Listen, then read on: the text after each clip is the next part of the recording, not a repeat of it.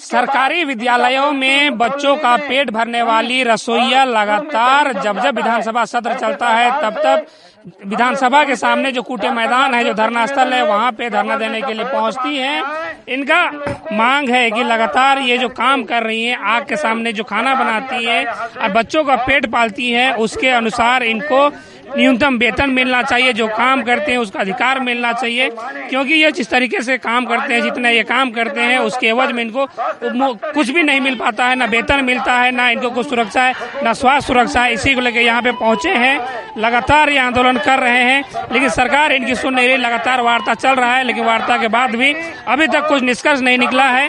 आइए इनसे जुड़ते हैं, बातचीत करते हैं, इनका क्या कहना है, क्यों ये धरना पाए और क्यों लगातार धरना पा रहे हैं, सरकार इनकी बातों को क्यों नहीं मान रही है। जी देखिए, आज यहाँ पर आप लोग न्यूज लेने आए हैं और इसमें लिखा हुआ है सच की आवाज, और सच है, आप साक्ष्य हैं। मेरा नाम अनीता देवी केसरी, झारखंड प्रदेश विद्यालय रसोइया संयोजिका अध्यक्ष की प्रदेश कोषाध्यक्ष सह संगठन निर्माण करता। आज से नहीं, 2008 से लगातार 500 संगठन बना, 8 से लगातार। और ये सरकार 2008 से 8 में नहीं, 2019 में आए और 18 में ये सरकार वादा किए कि आपकी मांगे जो है वो जायज है। पूर्व की सरकार थी, रघुवर की सरकार, बीजेपी की सरकार, और वो समय ये बोले कि आपकी मांगे जायज है, आपको अधिकार मिलना चाहिए, और वादा किए कि जब मेरी सरकार आएंगे तो मैं इसे आपको लागू कर दिया जाएगा। आज 2019 कहाँ था और आज 26 हो गया। हम लोग अपनी मांग को जायज रख रहे हैं, कोई हम गलत नहीं मांग कर रहे हैं। आप सोच सकते हैं कि 22 साल से हम लोग फ्री में काम कर रहे हैं। हमारी रसोइया 100 रुपया दिया जाता है, और वो अभी हाल फिलहाल में 1000 रुपया बढ़ा हुआ है। 2024 में 100 रुपया दिया जा रहा है रसोइया को। अभी भी अध्यक्षों से फ्री में काम लिया जा रहा है, अभी भी संयोजिकाओं से फ्री में काम लिया जा रहा है। जब अधिकार की बात करते हैं, मांग की बात करते हैं, तो किसी न किसी तरह से लेटर निकाल करके उनको हटा दिया जाता है। और ये सच्चे है, देखिए ये रजनी लुगुन है। अभी हाल फिलहाल में 2-4 दिन पहले इनको अध्यक्ष पद से हटा दिया गया। इनके बच्चे मतलब कि उस विद्यालय में अभिभावक बने थे, तब ये विद्यालय की अध्यक्ष बनी हुई थी। आज 22 साल काम की और इसको हटा दिया गया। ये कहाँ का इंसाफ हो रहा है। संयोजिकाएं अधिकार मांगती है, कोई इसी तरह से लेटर आता है, संयोजिकाओं को हटाना स्टार्ट कर देते हैं। सरकार लेटर आखिर सोच समझ करके निकालना चाहिए, और जब सरकार लेटर निकालते हैं तो अधिकारी लोग जो है, अधिकारी यानी कि बीओ है, बीडीओ है, हमारे टीचर लोग हैं, वो लोग क्या करते हैं, ऐसे वैसे टीचर जो मतलब बहुत कोई अच्छे भी हैं, बहुत कोई नहीं भी अच्छे हैं, वैसे टीचर हमारे संयोजिकाओं को भी हटाना स्टार्ट कर देते हैं। ये हमारे साथ में नाइंसाफ हो रहा है। ये नाइंसाफ को बंद किया जाए, हमें इंसाफ दिया जाए और मुझे न्यूनतम वेतन लागू किया जाए। आज झारखंड में कहा गया था कि कोई भी आंदोलन में नहीं रहेंगे, कोई भी धरना में नहीं बैठेंगे, कोई भी धरना का कूटे मैदान में नजर नहीं आएगा। सरकार कहाँ चल गए। आज माताएं, महिलाएं आज नजर आ रही है। क्यों नजर आ रही है? इसलिए कि उसे आपने अधिकार नहीं दिए। सरकार को शर्म होनी चाहिए, कल्पना जी को शर्म होनी चाहिए। एक और बोलते हैं कि मैं सम्मान देने की बात बोलते हैं, दूसरी और मुझे अपमान किया जा रहा है। मैं बार बार, आप तो साक्ष्य हैं कि मैं बार बार यहाँ पर धरना के माध्यम से आती हूँ और एक ही मांग को लेकर के आती हूँ कि मुझे न्यूनतम वेतन लागू किया जाए, मुझे अस्थायी किया जाए। मुझे भी अधिकार है कि मुझे 10 लाख बीमा का लागू किया जाए, क्योंकि आग के समीप में काम करते हैं और हम जल गए, मर गए तो मेरे बच्चे को क्या होगा। ये मांग को लेकर के हम लोग बार बार आते हैं, लेकिन अफसोस के साथ कहना पड़ रहा है कि ये सरकार जो गूंगी बहरी बन करके बैठे हुए हैं, ये सरकार गूंगी बहरी बन गई है। ये आज सोचिए, सदन को स्थगित कर दिया गया। क्यों किया गया? कि ये सरकार नहीं सुन रहे हैं हम गरीबों का, मजदूरों का। आज छात्र लोग, नवयुवक लोग हमारे रोड में उतरे हैं, कई दिनों से धरना प्रदर्शन दे रहे हैं।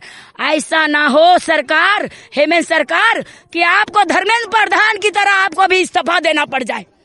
ये आपको चेताने के लिए आज हम लोग आए हैं और हमारी मांग को जल्द से जल्द सुना जाए, हमारी जो वार्ता हुई है उस पर हमें दिया जाए। इसी को लेकर के धन्यवाद।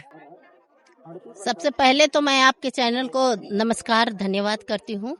जो आपने हमारी दुख दर्द को जन जन तक पहुंचाने का काम कर रहे हैं, सरकार तक पहुंचाने का काम कर रहे हैं, इसलिए मैं तहे दिल से आपको धन्यवाद देती हूँ।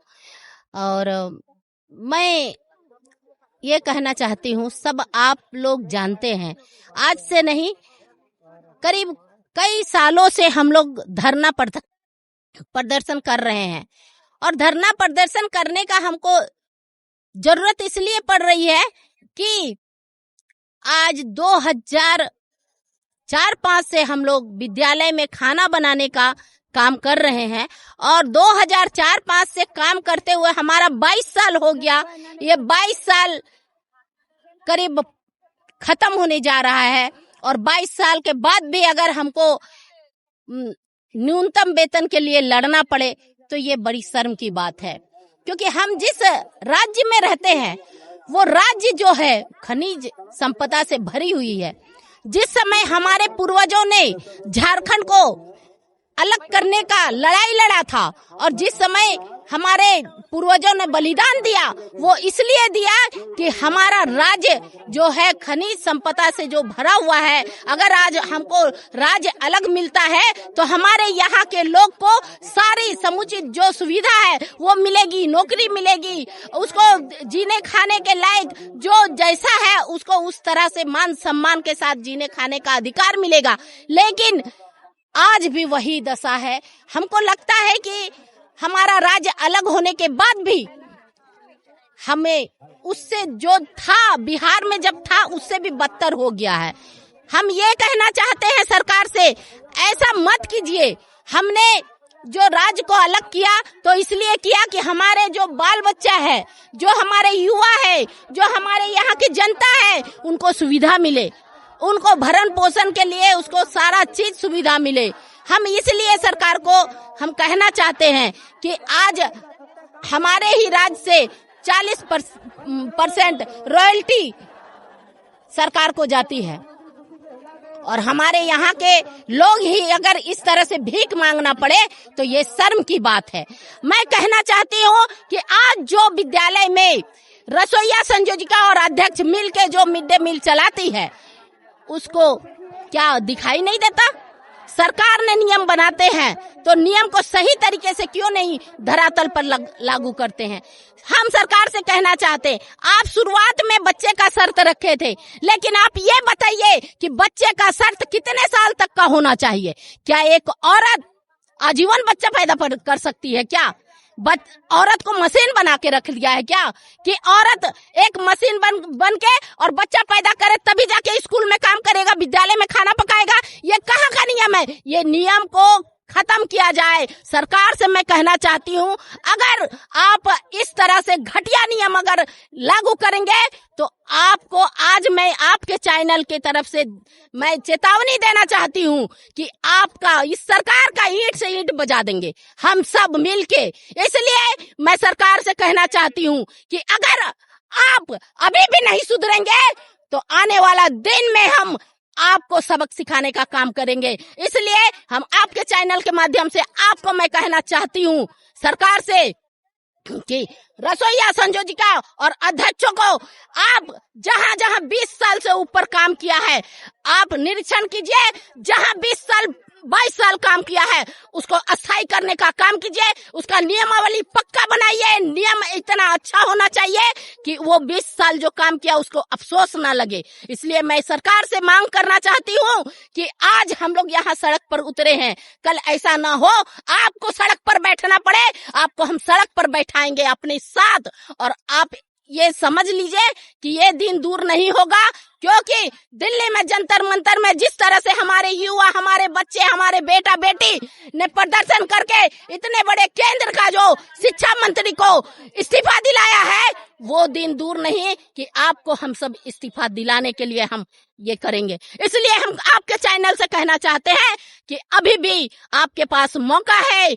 आपको मैं चेतावनी देना चाहती हूँ कि आप अब एकदम अच्छे से मंथन कीजिए और कैबिनेट बैठाइए। जिसका जो मांग है उचित मांग उसको मिलनी चाहिए। मैं आपके चैनल से यही बात कहना चाहती हूँ और मैं आपको फिर से धन्यवाद देना चाहती हूँ। और मेरा नाम आशा देवी, मैं झारखंड प्रदेश विद्यालय रसोईया संयोजिका अध्यक्ष संघ की मैं रांची जिला अध्यक्ष हूँ। धन्यवाद।